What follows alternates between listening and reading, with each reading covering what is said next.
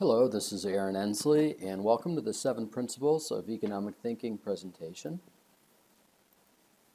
The purpose of today's presentation is to equip students with simple and effective tools to help them better apply the economic way of thinking to their daily lives in business as well as in government policy. I like to think of the 7 principles, or really economics as a discipline, as being like a set of eyeglasses that helps us better understand and focus, hone in on what's really happening in the world. This presentation is very much a crash course in economics. It certainly isn't going to teach you everything about economics, but it gives you a nice, firm foundation. I typically use the 7 principles presentation the first day or perhaps the first week of school at the beginning of a new school year or at the start of a new semester with a new group of students. I'll typically go through the presentation as I'm doing now, and perhaps we'll do a class project and we'll have some discussion and interaction on these principles, and we'll reference the principles throughout the year.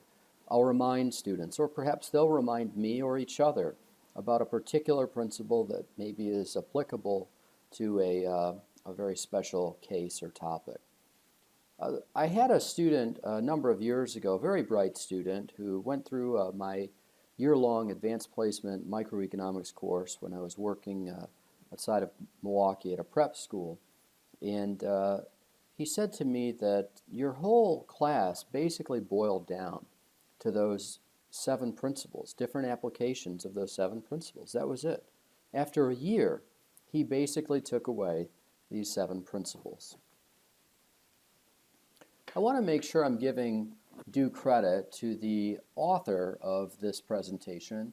Of course, I've adapted it for my own purposes, but Lawrence Reed of the Foundation for Economic Education is the author or popularizer of these principles.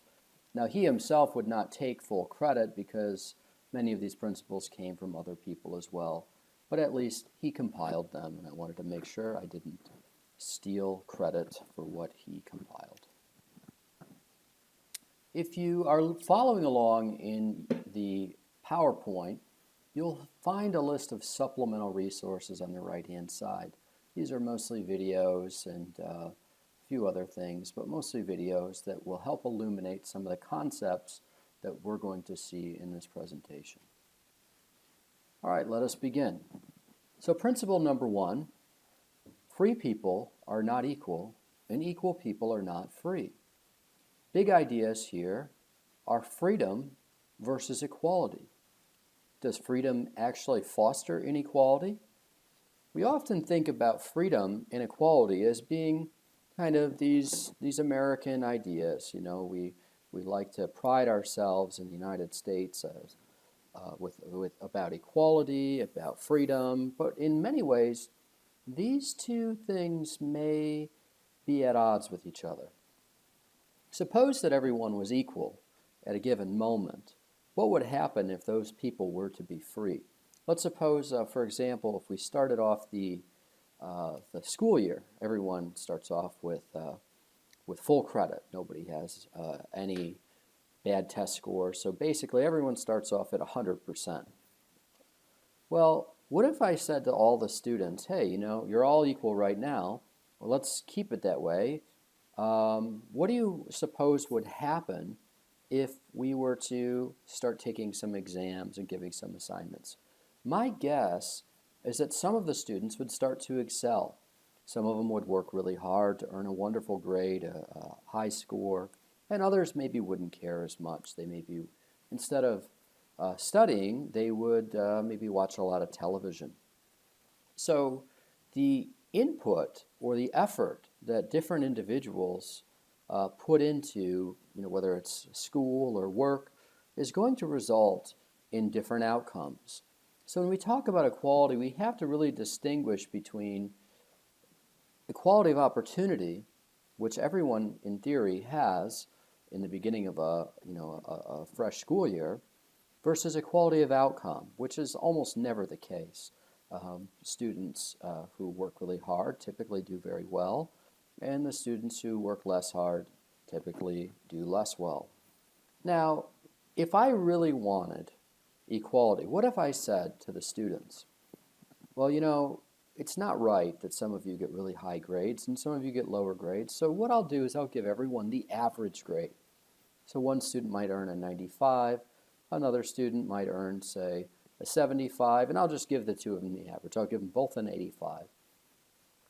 Now, that would certainly make us equal, but I can already hear the objection of the higher scoring student starting to talk about the injustice of my grading scheme, saying, well, I worked so hard, and going on and on about how this isn't right. My guess is the student who did less well, perhaps got that 75% grade, was pretty happy about this arrangement. But my assumption is that this would quickly break down. People would feel that it's an unfair arrangement. But is it unfair to give people different scores? They're unequal. So this is the concept that we want to grapple with, that we really need to distinguish or differentiate between equality of outcome and equality of opportunity. And we also need to recognize that some of the things about freedom actually foster inequality. The fact that some people who are free to work hard or to kind of slack off, the people who work harder are going to get better outcomes. And if we seek better or equal outcomes, that might be a sort of injustice to the people who worked really hard. But at the same time, people have problems with these unequal outcomes. We hear about income inequality all the time. If you look at sports, we have sports inequality. If you think about the Chicago Bulls, Walter Williams, an economist, a number of years ago, wrote an article that talked about this, and he said the Chicago Bulls have won the NBA championship over half the time, I think, in the 1990s. Is that fair? What about equality? Why don't we give every team maybe a shot at holding the title? Not just a shot, but let's make sure everybody actually gets the NBA title. Maybe we take turns. And instead of it being about the effort and the skill and the talent of the team, we'll make it about equality. And most people would object to this, but that would be a helpful analogy when we're talking about freedom, meaning the freedom to try, the freedom to do really well, but also the freedom to fail versus equality, where everyone ends up equal. Let's move on to some other examples that I think are more obvious. If we look at income, we can see that people like LeBron James and Bill Gates, and we could go into other examples like Jeff Bezos, these people have extremely unequal income compared to the rest of the world. They have so much more. There's so much inequality. But at the same time, look at the contributions of some of these individuals. I certainly didn't contribute nearly as much to society as somebody like Bill Gates or Jeff Bezos or Henry Ford, these people who earn millions or even billions of dollars. Yet, maybe, I just have somewhere around average U.S. income. As a teacher, many people find that offensive. They say, well, isn't it really important, what teachers do? Well, sure it is. But think about how many more lives somebody like Bill Gates actually touches over that of a single teacher, who typically is going to affect maybe, let's say, thousands of lives. But Bill Gates has literally impacted everyone, pretty much everyone in the world. We all use Microsoft software in some way, shape, or form. If you look at LeBron James, we find a slightly different manifestation of this, but he has extremely unequal talent. He is a very talented basketball player, and the result is that he earns a lot more money than most other athletes, and certainly more than most other individuals. Now, it's true here that we don't all have equality of opportunity in terms of basketball. Some of us are born with different natural endowments. For example, I'm 5'7", and I really didn't have an equal shot at getting into the NBA like LeBron James. I really don't have an equal shot at many things. If they involve things like, physical strength or height or, maybe natural talent. I'm kind of a klutz, as a matter of fact. And no matter how hard I practice and how hard I work, I'm never going to be like LeBron James or, for that matter, pretty much any athlete. And we would say, well, there's some sort of natural inequality here. So it's important to recognize these different types of inequalities as well. Even though maybe we have the equality of opportunity in the sense that we can try, we really don't have equality of opportunity in the sense that some people are just born with more natural ability than others. Now let's take this same concept and apply it to nations. If we look at a nation like the Soviet Union, and then we look at the former Soviet Union, and then we look at a nation like the United States, we can observe a few different things. In the United States, there's equality of opportunity for the most part. I mean, there's certainly some injustices in the United States, but if you want to come to the United States and you're allowed in and you're granted a visa or citizenship, you are free to start a business. You are given opportunities to maybe get education, maybe go to medical school, and you have those opportunities. And if you work really hard, you can succeed here. That creates tremendous inequality in the United States, where people like Jeff Bezos or LeBron James exist. But you won't find those individuals in places like the Soviet Union or the former Soviet Union. Places like the Soviet Union, where they sought after equality rather than freedom, the people who lived there largely ended up living in poverty. We'll talk more about the reasons why, but the focus was on equality, and they ended up becoming equal, but it was equally poor.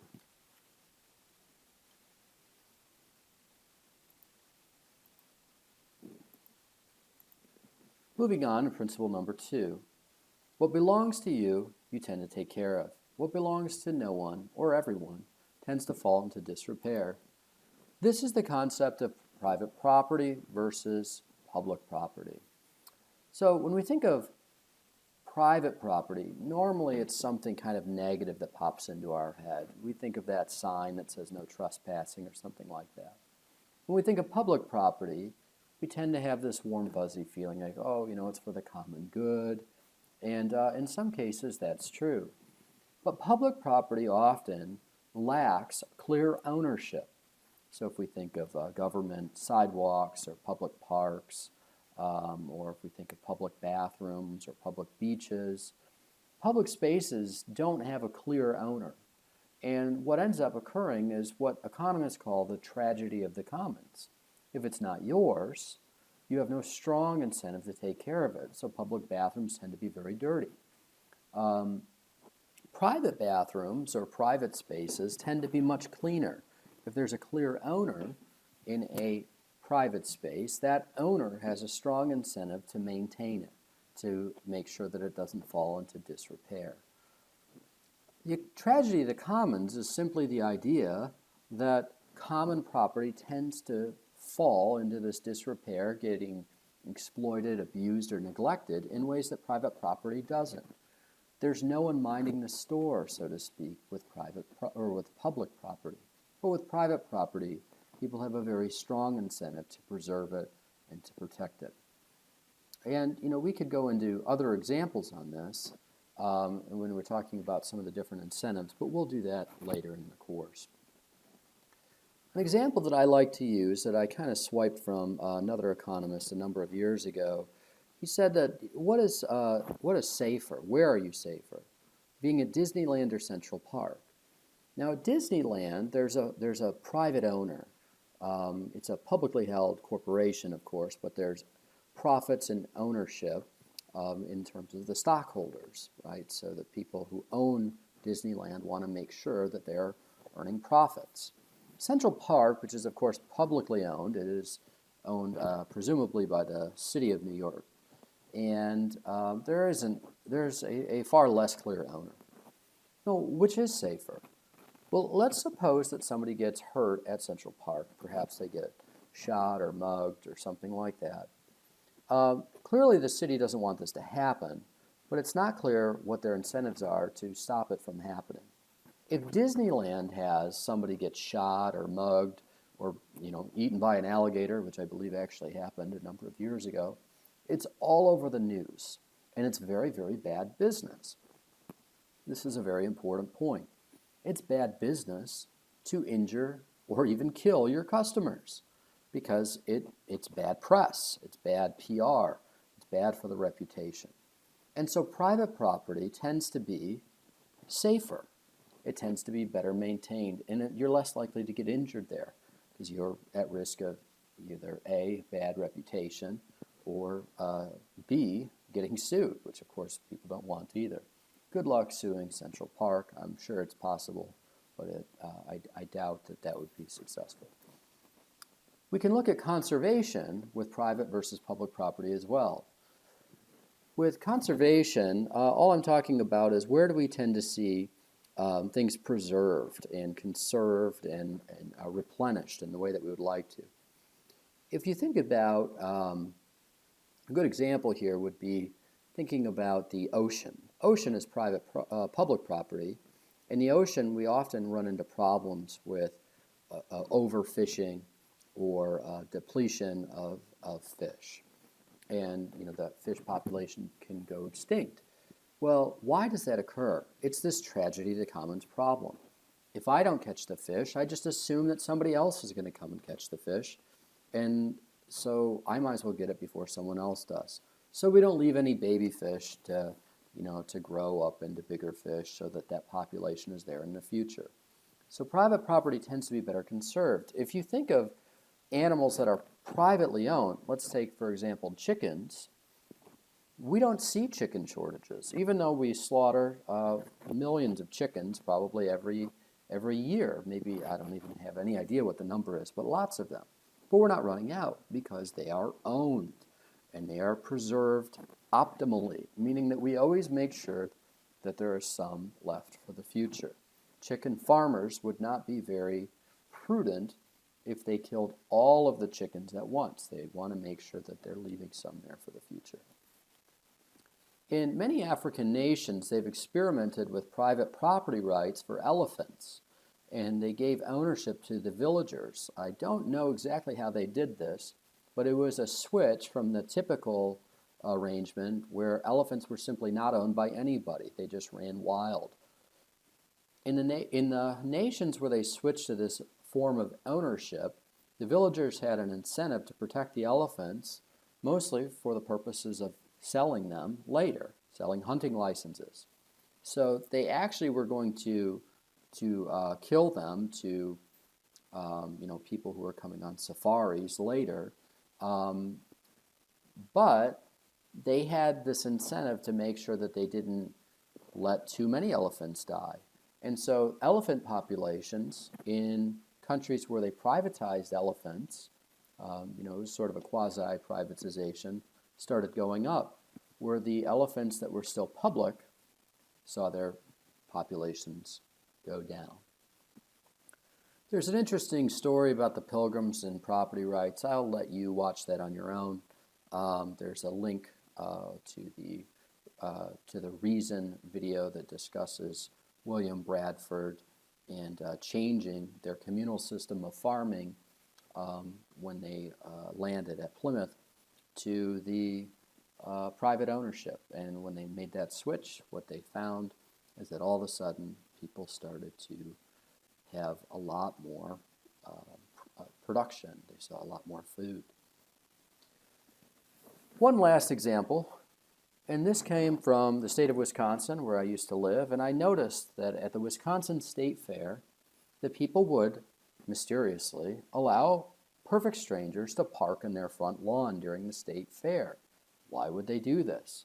Well, this is a great example of how private property incentivizes its owners to serve the public, meaning there was a parking shortage at the Wisconsin State Fair, and private owners took it upon themselves to provide parking, for a profit of course, to the patrons of the fair. And so all of a sudden we had all of these spontaneous parking lots popping up in people's front yard for $10, $5, $20, whatever. And people were happy to do it, and people were also happy to pay. And so this is another incentive of private property, that the owners are incentivized to put that private property to public use. Principle number 3, sound economics requires that we consider the long-run effects on all people, not simply the short-run effects on a few people.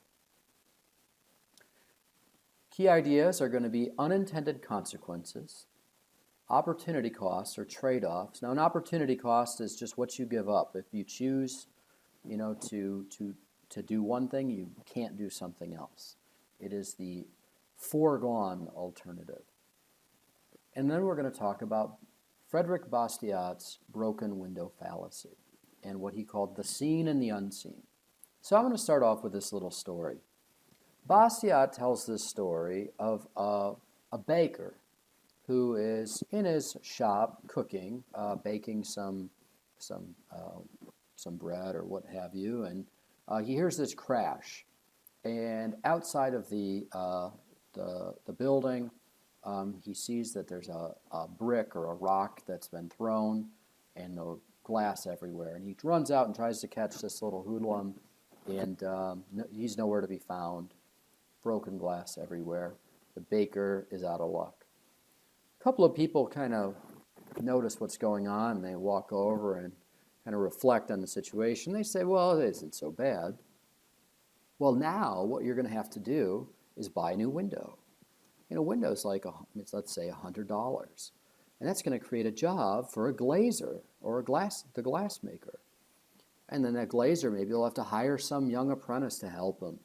And, it's going to create a job, and then he's going to go to the store and buy. So it's actually creating all this positive economic stimulus is what they call it. So, what's wrong with this story? Now, the baker kind of is persuaded by this maybe for just a moment, but the reality is that the baker now is out $100. And what we didn't know about this story is that the baker was going to buy a new suit.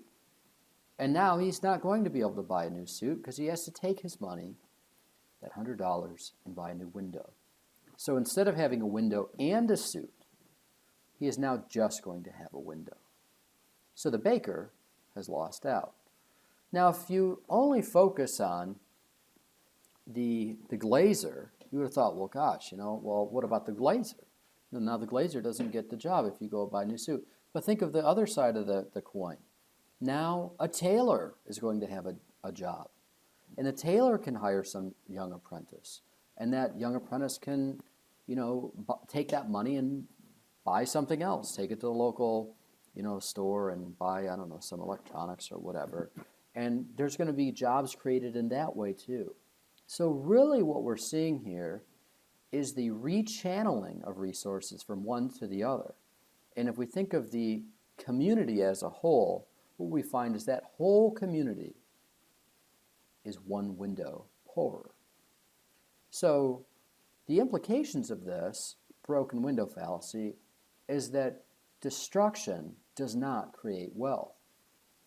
If you only look at the glazer who gets an income because of this broken window, you are overlooking what Bastiat calls the unseen.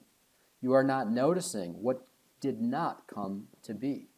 So economics is really about seeing things that are not obvious, seeing things that will not come into being because of something like a broken window. Some examples of this include the Cash for Clunkers program. It's actually one of my favorite discussion areas for the broken window fallacy. The Cash for Clunkers program was a post-recession, it was 2009, policy that was designed to stimulate the auto industry. It went something like this. If you take your old clunker car, let's say it's only worth $1,500, you take this clunker car and you turn it in to the car dealership, you might get, it was somewhere between $3,500 and $4,500 toward the purchase of a new car. There were some restrictions on it, but that was basically how it worked. And so you're really happy because you just got to turn in a really low value car for an amount of money that surpassed the value that you were turning it in at. And so the federal government would actually write this check. They would give you $3,500 to $4,500 toward the purchase of a new car. Well, the auto industry, of course, loved this, because they were basically getting a subsidy toward their industry. Auto workers loved it because it kept the factories running, at least for the time. And, new car consumers liked it because it made the new cars that they were going to buy slightly cheaper. However, the unintended consequence of this policy was that the Cash for Clunkers program, this was intended, I should say this first, one of the rules was that they had to destroy the car. They could not resell it. So it was turned in and destroyed. I believe they put some chemicals in the engine, and it was basically just not scrapped for parts, but literally crushed immediately.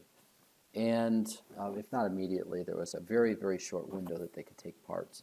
So some of these vehicles were still drivable. They could still be used.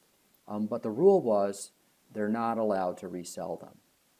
And so the unintended consequence was that used car prices went up. When you reduce the supply of used cars, it pushes the price up. So this really hurt the poor, people who buy used cars, or people like me, because I don't buy new cars either. And so used car prices went up significantly. I don't know the numbers offhand, but many people estimated around $2,000 or $1,500 used car prices were going up.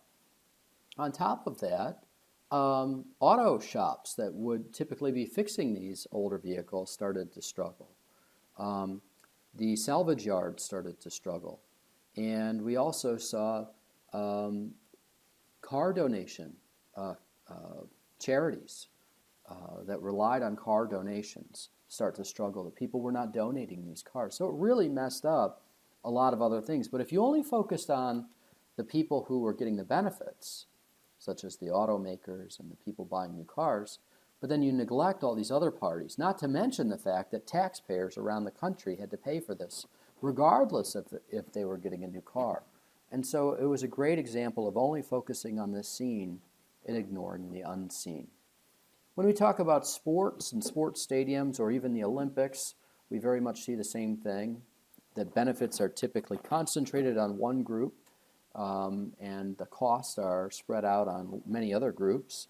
So we have, an elderly couple that maybe lives 4 hours away from Detroit. They're never going to go to a Red Wings game. They're never going to go to a sporting event or a concert in Detroit. Yet perhaps their taxpayer dollars, their tax dollars, were used to contribute toward the building of a new stadium. I don't know the mechanics of how Little Caesars Arena was built, but around the country we see a similar kind of arrangement where taxpayers are helping to subsidize or fund these sports stadiums. Well, if you love sports, or if you happen to play sports on a professional sports team, or if you're an owner, you're very, very happy about this. But for many other people, it's just a cost on them. So you're helping one at the expense of another. And there's been many studies done on this, and you could look into it more if you'd like. But a great case study is the Olympics, and we find that most of the time, the countries that host the Olympics, they don't see a long-term gain or boom in their economy. And the buildings that are built and all of the so-called stimulus of the Olympics quickly fades, and the costs were probably far in excess of the benefits. That is not to say that the Olympics aren't fun and all those other things, but if you're doing it simply for economic reasons, probably not the best way to get your economy going again. Last example I want to talk about is foreign aid. Now, foreign aid is where governments take money and give it to foreign countries and call it aid, right? So poor countries. A good example of this comes from the movie Poverty, Inc., which is on Netflix, and I'd highly recommend it.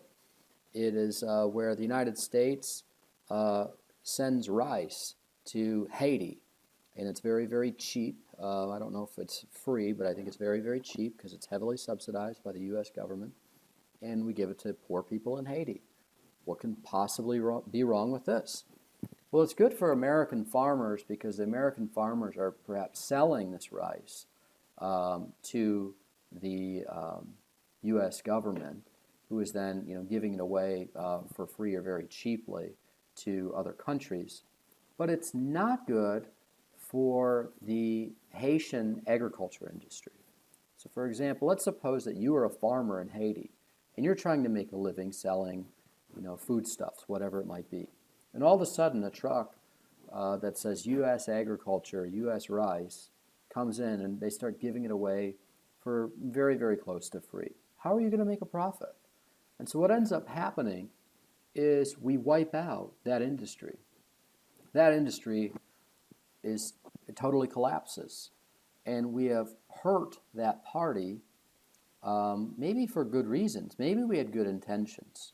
But the unintended consequence of this program is that it actually made Haiti reliant on foreign aid, where they were perhaps self-sufficient.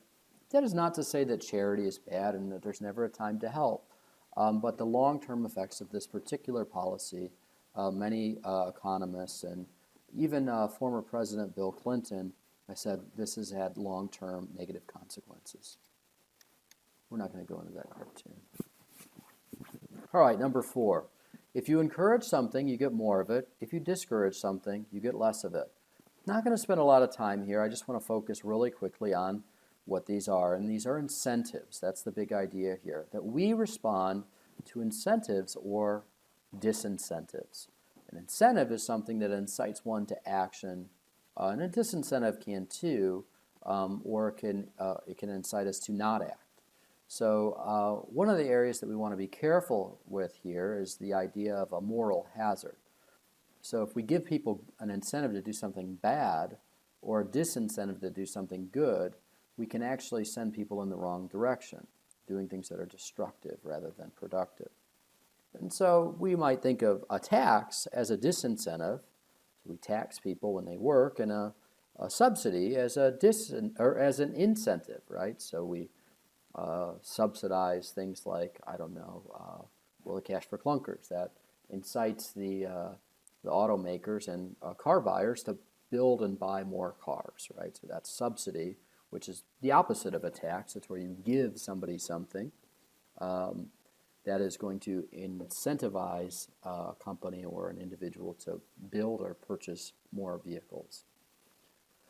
A number of different examples we could talk about. A lot of people will talk about different government programs, let's say, for example, unemployment insurance as being a disincentive because, of course, if you pay somebody to stay home, it's designed to be a buffer, right, so that it's a safety net. So if I lose my job, I don't go hungry. But sometimes the unintended consequence is that people say, it's not so bad being home.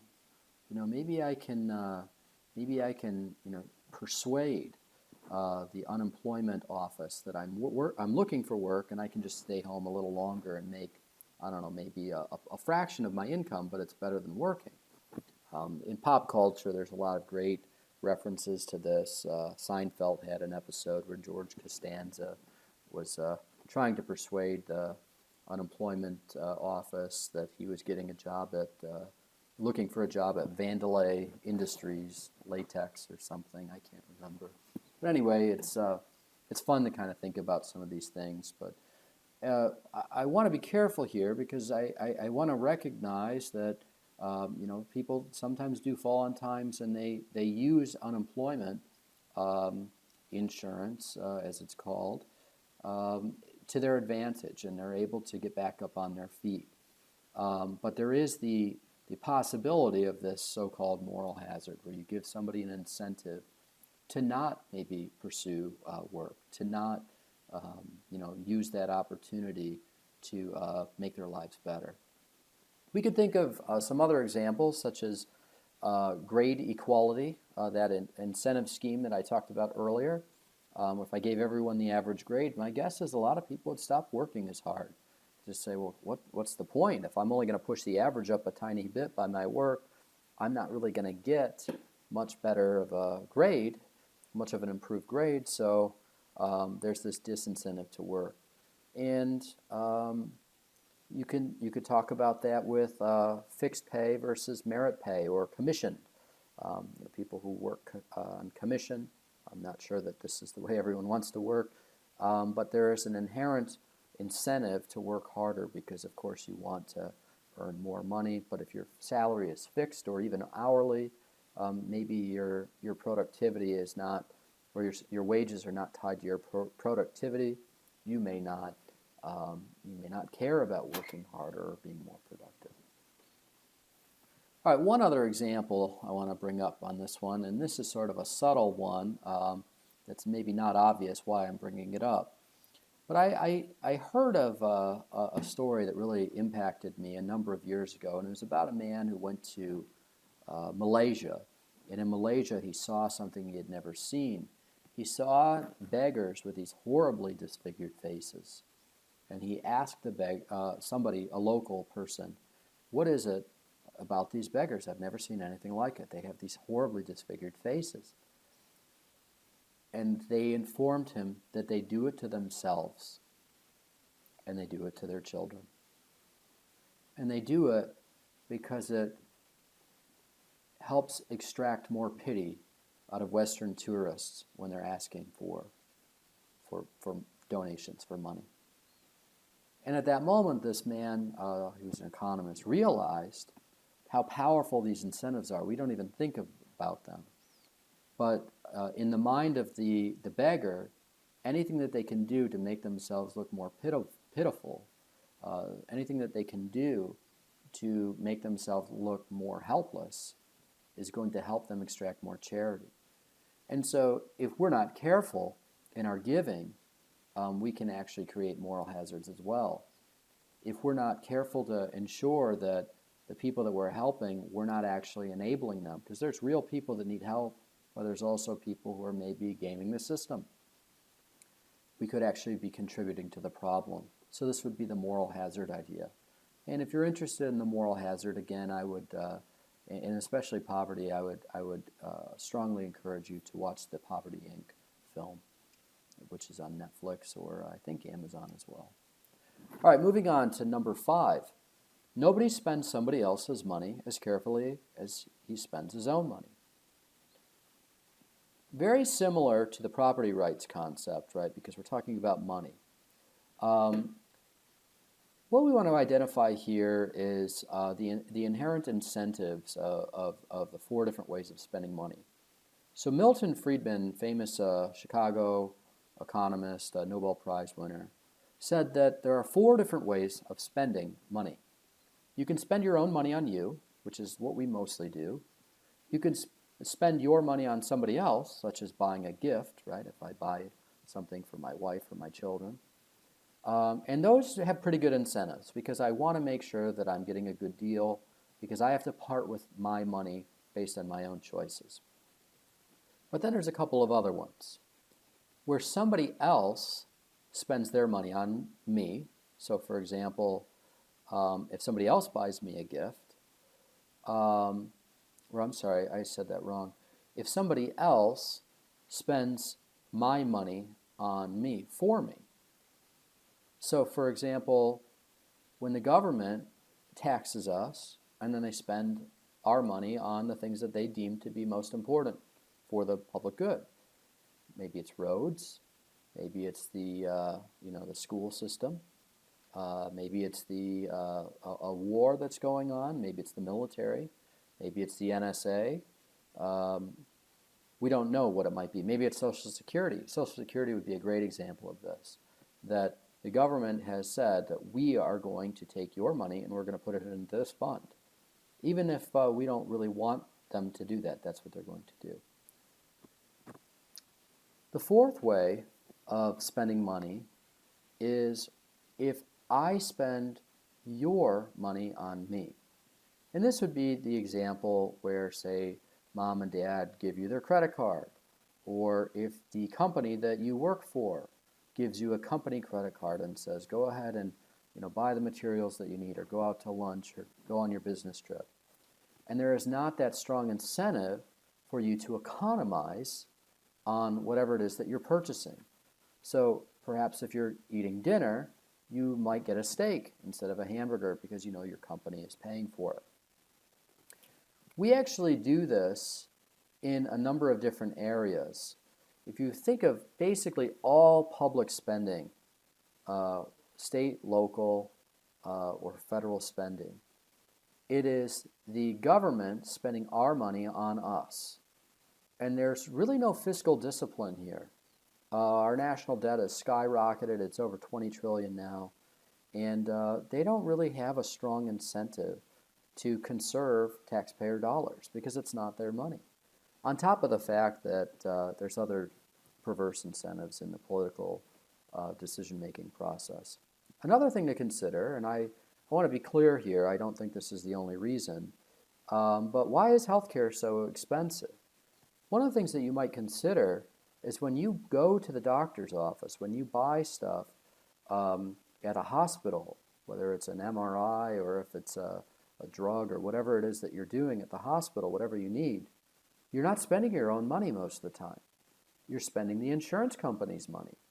And so healthcare consumers do not have a strong incentive to economize and shop around price-wise when it comes to their healthcare dollars. Again, I don't want to overstate the importance of that, but I think it's significant. It's something to consider. All right, number 6.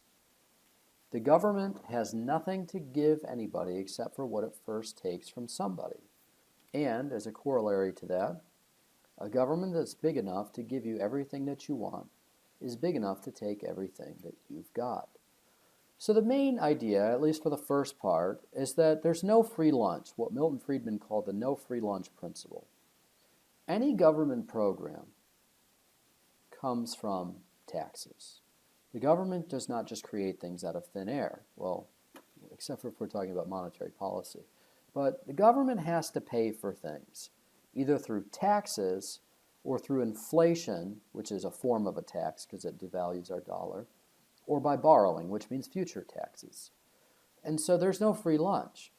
If a politician, whether it's Hillary Clinton or Donald Trump or George Bush or Barack Obama, it doesn't matter who it is, any politician that promises you something is ultimately going to have to pay for that program. And so there's nothing is free. Now maybe somebody else will end up paying for it, but it has to come from somewhere. There is no magic wand. There is no genie in a bottle that just gives us whatever we want. Government programs have to be paid for by taxes. So there's an opportunity cost. It's not simply enough to say that we want to have something. Well, what is the cost? Well, if I take from every citizen in the United States $1 extra, what would that money have gone in taxes to pay for some other program? What would that money have gone to if I didn't take it? Maybe citizens would have spent that money at the grocery store. Maybe they would have spent it at their local farmer's market, made donations to charity or giving money to the Boy Scouts or Girl Scouts, or we don't know what they would have done. And so when the government takes that money, there is what we call an opportunity cost. There's a trade-off. That's not to say that it's good or bad. We just want to recognize that a dollar taken from a citizen and put in the politician's hand is a dollar that's not going to go into a private merchant's hand or a charity's hand or a church's hand or what have you. Okay, and then the latter part of this principle is the balancing of liberty and security. Now, we have in this country, and we have had at least since 2001, we've been very aware of this, a concern about terrorism. And so we have passed things like the Patriot Act, and we have the Department of Homeland Security, and we have the TSA, and we have all these different organizations. There's gun control. Okay, and all of these different things, they may make us a little bit more secure, at least in certain contexts. but they also restrict our liberty and our freedom. And that balance is hard to strike, and I'm not here to tell you where the right balance is. But one of the things that we want to remember is that the more the government does, the more dependent and vulnerable we are to the power of that government. I think one of the best examples of something to consider here is that the bigger the state apparatus gets, the more power that the state has to control and manipulate our lives, the more power it has to do things that we like, but it also has the power to do things that we don't like. And so regardless of who you voted for this last election, all of the power of government, the keys to the government, so to speak, went from Barack Obama to Donald Trump. Now, for some people, they're really happy about that, but for others, they're very concerned about that. And conversely, if Hillary Clinton would have won, all of the power of government, the power of the NSA, the power of the TSA and the military and the nuclear button and all of these different things would have gone to Hillary Clinton. Some people would have been real comfortable with that, and some people wouldn't. And so you may want to think of this sort of light switch idea that whatever can be used for good can be flipped and used for bad against people. The guns that were used to protect us are now being turned on us. So Germany had quite an experience with this type of growth of the state. Otto von Bismarck actually explicitly said that the welfare state was used to put the people in a position of dependency, because the more things that the people relied on the government for, the less likely they would be to resist or to say no. And of course, the German experience, especially into the 30s and 40s, is not one that most people want to duplicate. That is not to say that welfare equals Nazism or something like that, but it is to say that there's this sort of that we don't have the ability to say no when it is the state that has power over our education, over our jobs, over our food, and all these other things. It's very hard to bite the hand that feeds you, so to speak. And so it puts us in a position of vulnerability. F.A. Hayek, Friedrich August von Hayek, actually talked about this in what he called the road to serfdom in the 1940s. And he was deeply concerned about the power of the state in people's lives. And he wrote this book called The Road to Serfdom. Later won a Nobel Prize, not for this book, but for something else. So he's a fairly well-known economist. He actually inspired George Orwell's 1984, amongst other writings, and so they basically had some of the same concerns. And so our founding fathers, in the framers of the Constitution, they had a lot to say about this. And so I'll just read these very quickly. Thomas Jefferson says, "I would rather be exposed to the inconveniences of attending to too much liberty than to those of attending to too small a degree of it." Alexander Hamilton says that a power over a man's subsistence amounts to a power over his will. George Washington says a government, like fire, is a dangerous servant and a fearful master. So think of it this way, that fire is good and it's useful, but you don't want it to overtake your house. Fire you can cook with, you can stay warm with it, but you certainly don't want that fire to consume your body and to consume other things that are important to you. James Madison says that enlightened statesmen will not always be at the helm. When somebody asked him, or he I think it came out of one of the Federalist Papers, he was alluding to the fact that you need a government that is restricted to some degree, because you're not always going to get wise people, say a George Washington, to run the machinery of the government. One day you're going to end up with somebody that you don't like, somebody that has these sort of dictatorship tendencies, somebody who maybe doesn't have very good judgment. Perhaps that's already happened. Perhaps it's happened many times. We've had many politicians, presidents and senators and congressmen who probably didn't have the greatest character.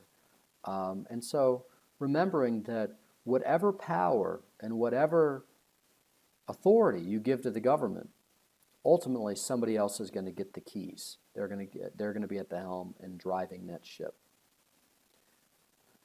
Benjamin Franklin says that those who would give up a little liberty to gain a little security deserve neither and will wind up losing both. And again, Thomas Jefferson, it is the natural tendency for government to grow and liberty to retreat.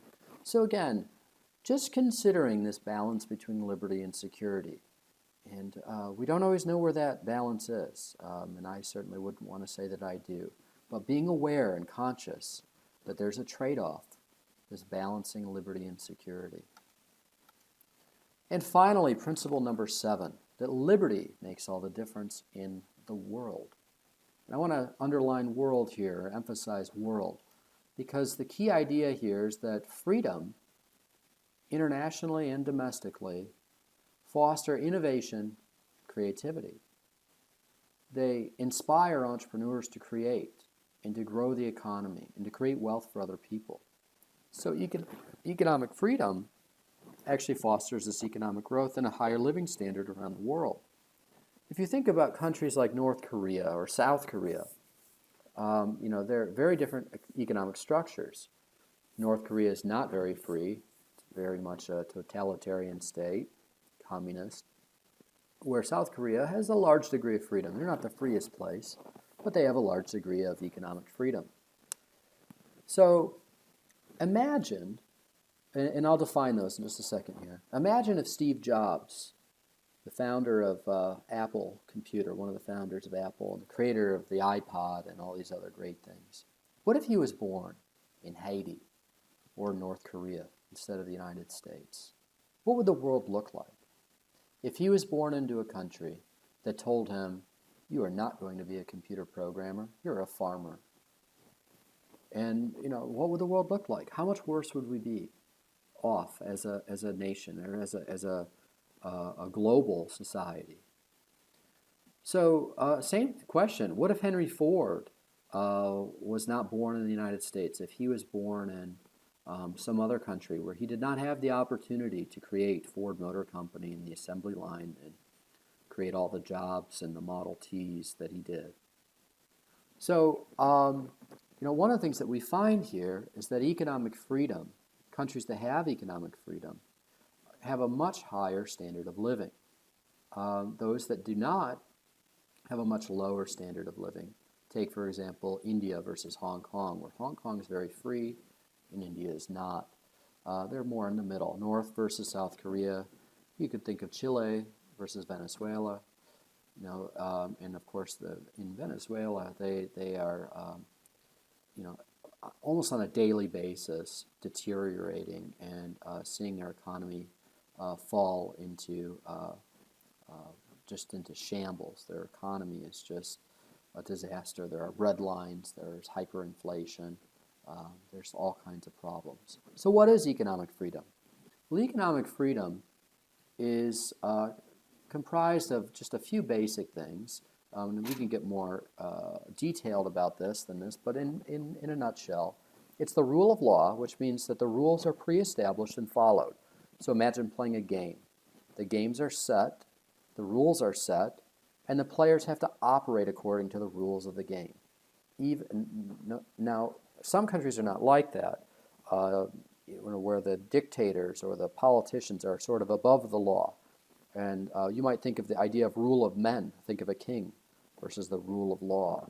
In the United States, even the president is subject to the rule of law, that in theory, the president could be thrown in jail if he did something wrong.